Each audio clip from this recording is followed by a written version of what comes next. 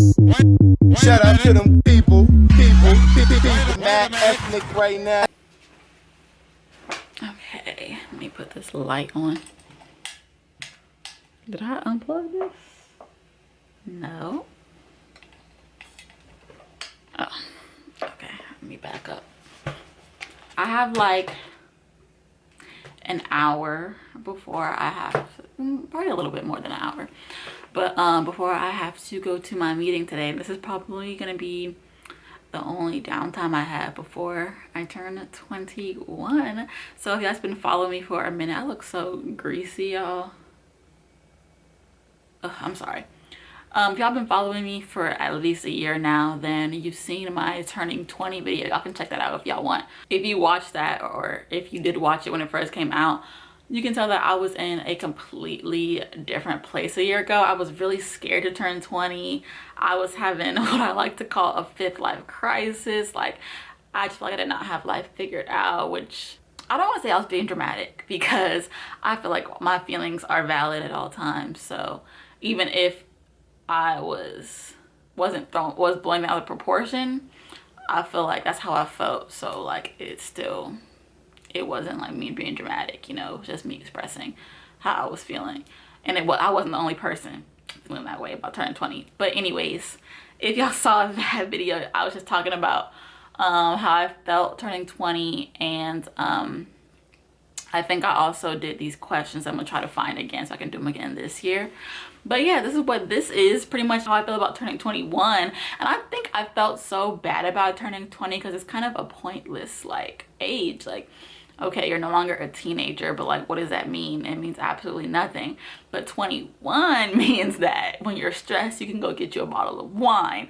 Okay, that's not what I really mean. I'm excited to turn 21 because a lot of my friends are 21 already, and I just feel like I have a better grip on what I want to do. And I've been really pushing myself like a lot more to go after what I want and to be more authentically me. So I'm very proud of myself for that. And I feel like, yeah, I think I was like really scared about the future and what I was gonna do, and I guess, like, you know, my plan for life after college.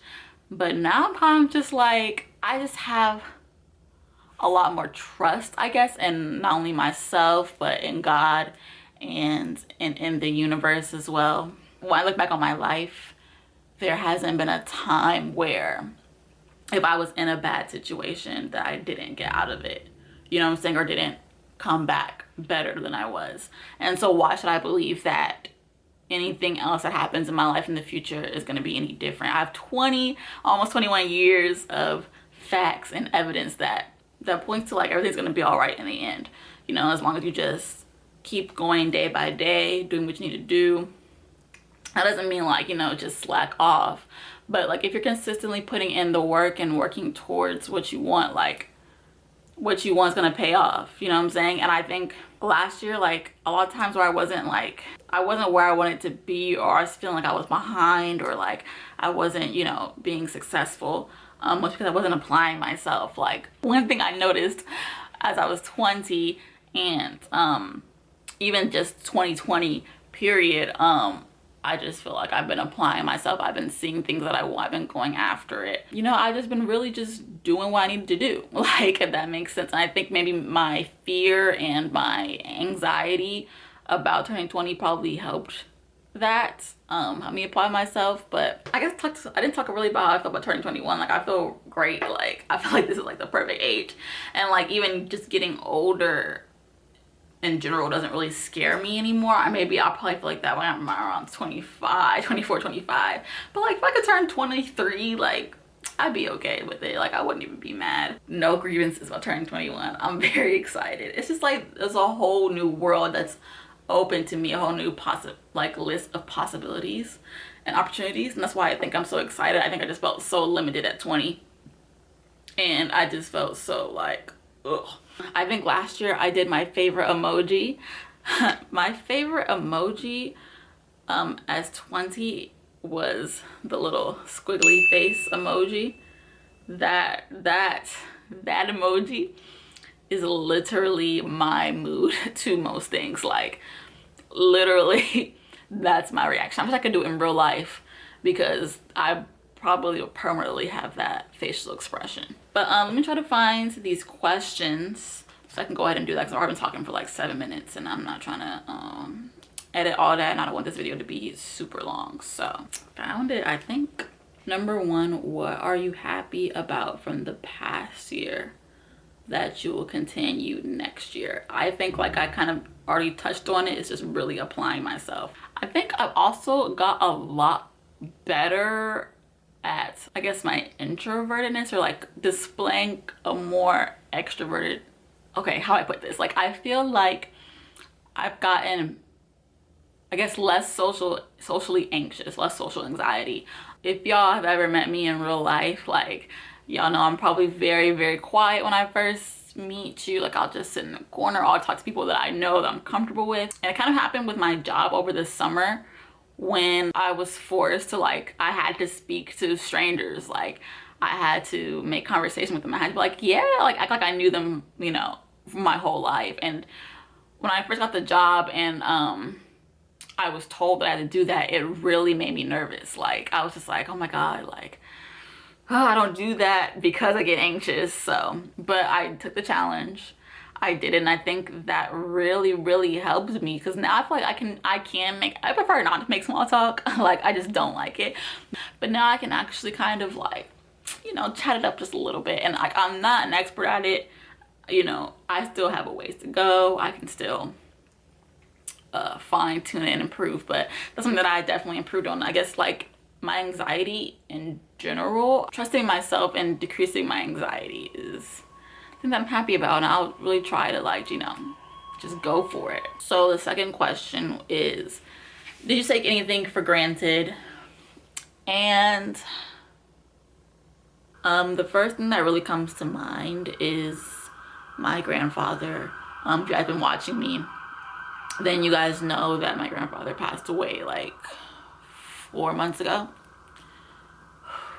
I think one thing I took for granted was having my family so close and having the chance to see him.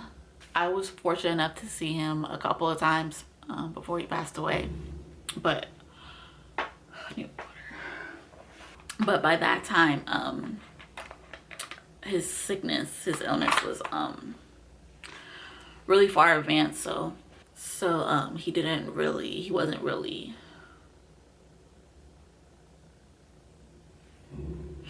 I don't want to say he wasn't all there, but like he didn't necessarily recognize me or my sister or anything. So it wasn't like, I guess, like the old times.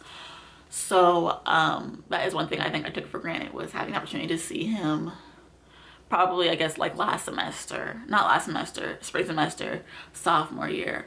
But while I could still, like, I guess, get some semblance of, or some resemblance of my, I guess, the grandfather that I knew growing up. Okay, question number 3 is, have I reached self-actualization? Which is basically when you're 100% true to yourself and are driven by my passion.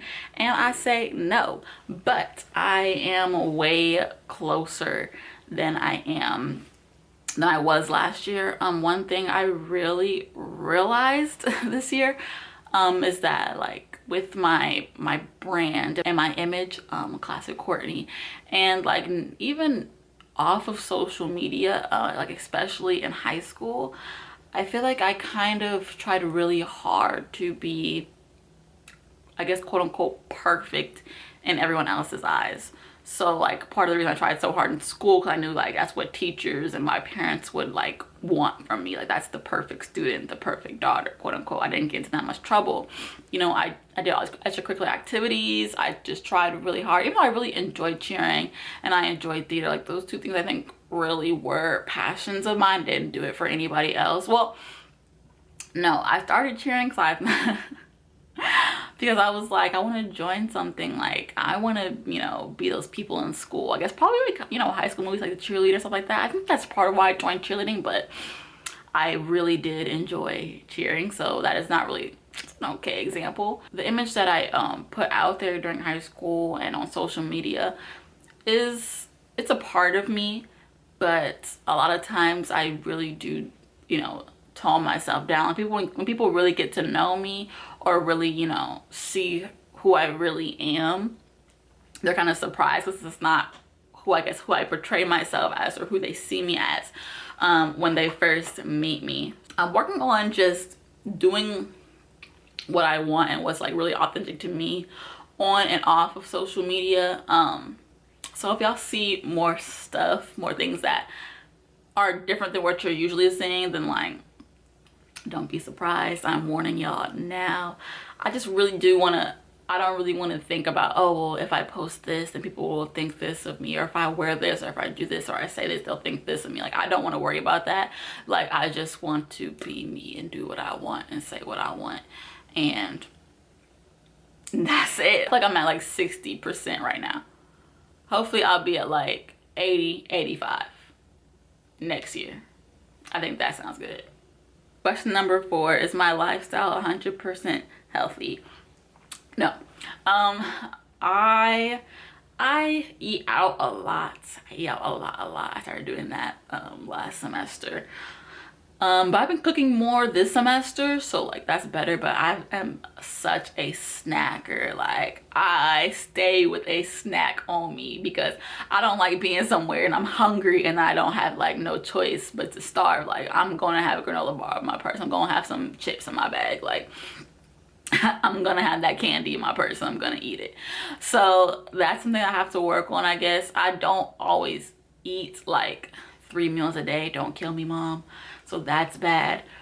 I stay up pretty late. Lately I've been going to bed like better. Like specifically this week I've been going to bed better and I'm waking up like at 7 or 8. Like, so I've been doing better with that. So no, like I'm not 100% healthy at all, but we're gonna try. No promises. We're gonna try to do better. 5, are there negative thoughts that I need to get rid of? Yes. I think one of the things that I became aware of last year and that I really want to try to work on this year is how I am in relationships, and not just like romantically but platonically as well.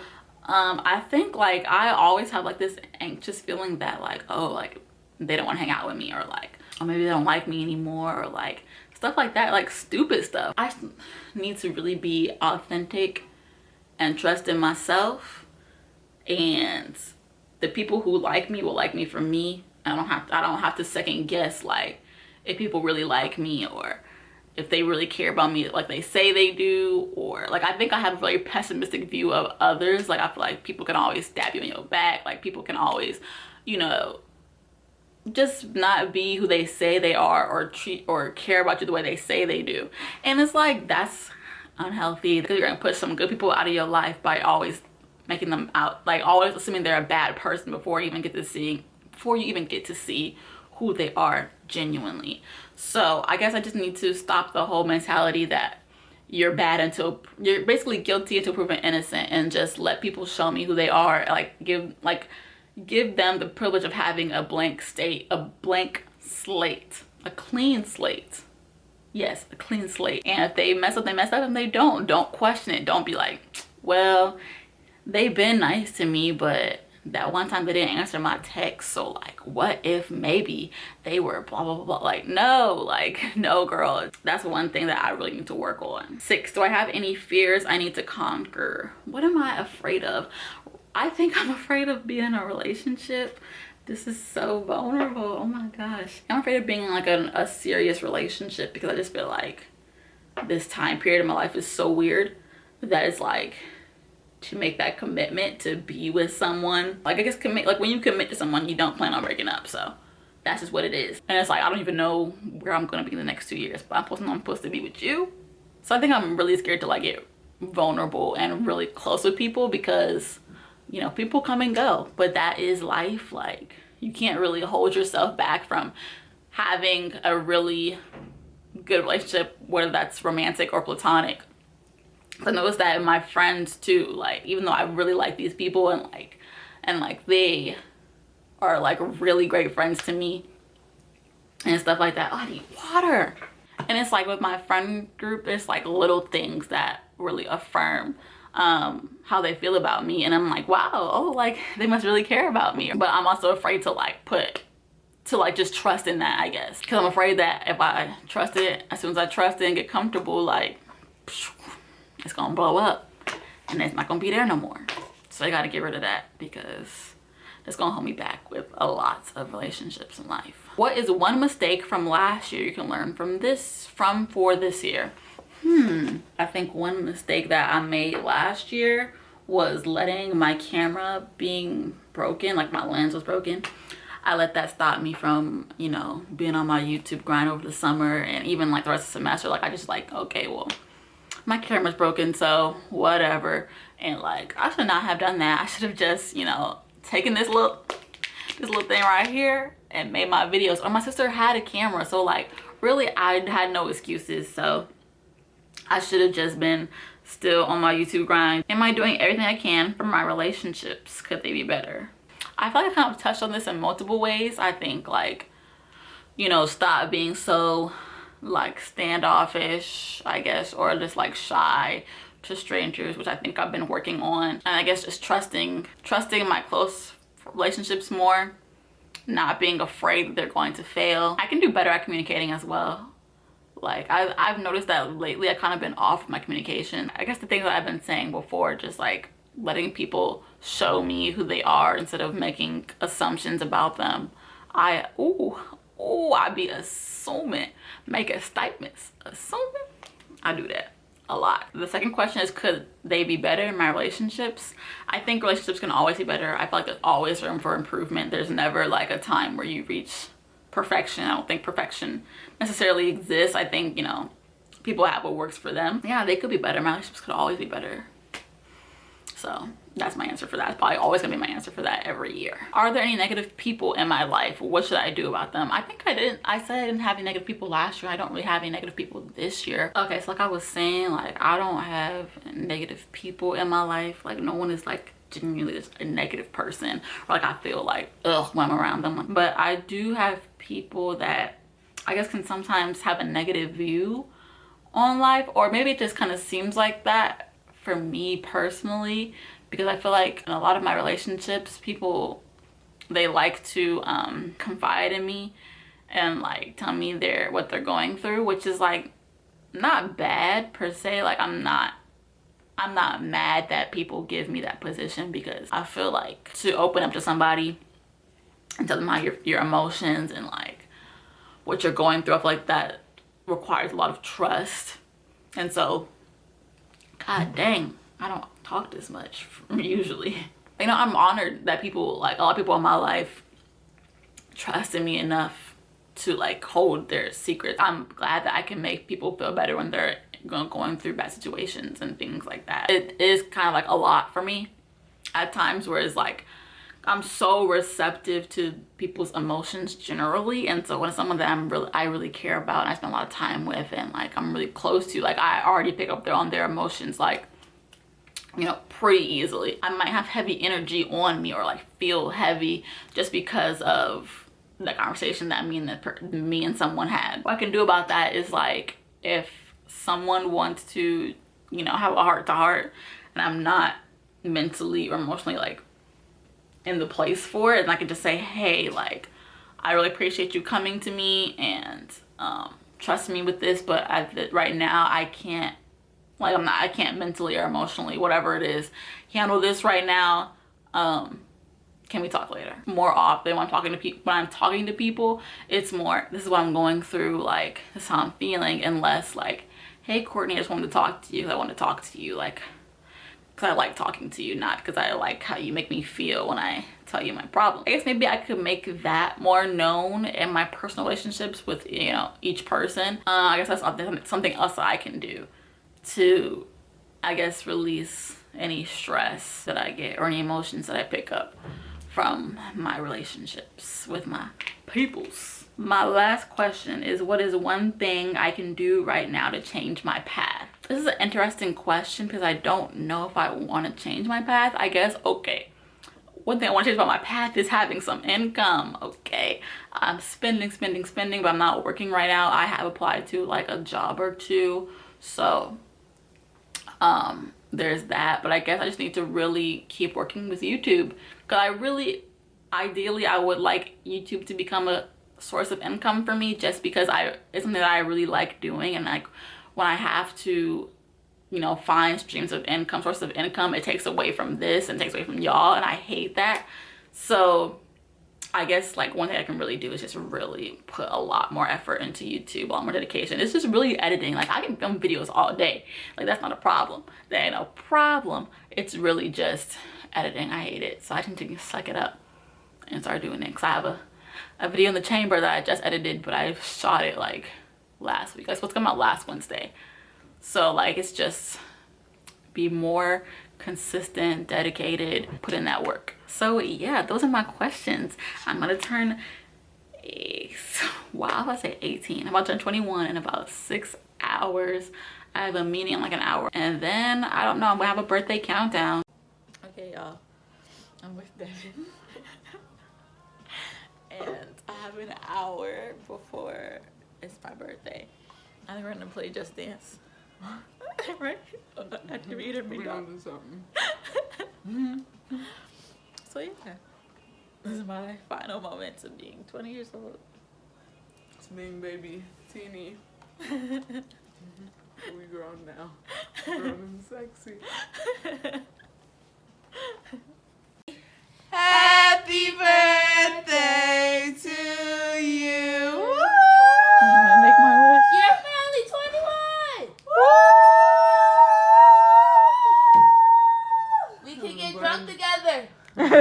Legally. Ambaku fale.